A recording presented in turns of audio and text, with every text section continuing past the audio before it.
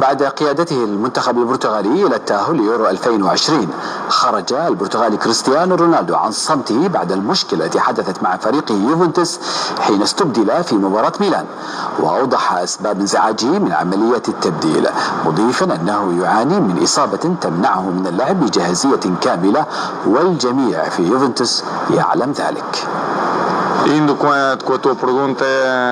الجميع كان يقول إنني ألعب مع بعض الانزعاجات في الأسابيع الثلاثة الماضية. من الواضح للكل أنني لا أحب أن أستبدل في المباراة، ولكنني كنت ألعب بالرغم من هذه الانزعاجات. حاولت مساعدة يوفنتوس حتى وأنا مصاب. لا أحد يحب أن يستبدل، ولكنني تفهمت فيما بعد من أن عملية التبديل حصلت لأنني لم أكن في مستواي. في المباراتين التي لعبتهما مع البرتغال لم أكن 100%، ولكن عندما تكون هناك حاجة لتضحية من أجل المنتخب أو النادي فلن أتردد لحظة في فعل ذلك. كما تعلمون فإن إنتر كان يضغط على يوفنتوس ويتقدم علينا بالترتيب بنقطتين، وإذا تعادلنا أو خسرنا أمام ميلان فسيبقى هو في الصدارة. لذلك شعرت بضرورة لعب تلك المباراة.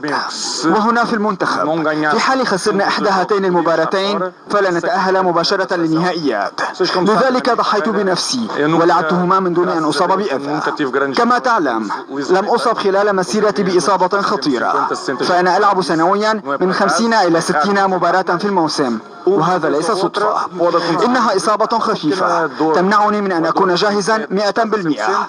ويحدث أحيانا في بعض الحالات لا يمكنني أن أقدم كل ما لدي بسبب هذه الإصابات، ولكن أحاول دائما المساعدة. الجميع يعلم ذلك باستثناء وسائل الإعلام التي اختلقت هذه المشكلة. يوفنتوس يعلم أنني أعاني من بعض الانزعاجات، وشخص ما من النادي ربما المدير أو أنا كان يجب عليه توضيح ذلك، ولكن كما تعلم لا أحب الحديث كثيرا لوسائل الإعلام. لا يوجد شيء آخر يجب توضيحه. الشيء الأكثر أهمية هو أننا فزنا. يوفنتوس في صدارة الدوري، والبرتغال تأهلت للنهائيات، وسأكون في أتم الجاهزية في أسرع وقت ممكن. توج المنتخب البرازيلي بلقب كأس العالم تحت 17 عاما للمرة الرابعة في تاريخه بفوزه في النهائي على نظيره المكسيكي ب2-1. المنتخب المكسيكي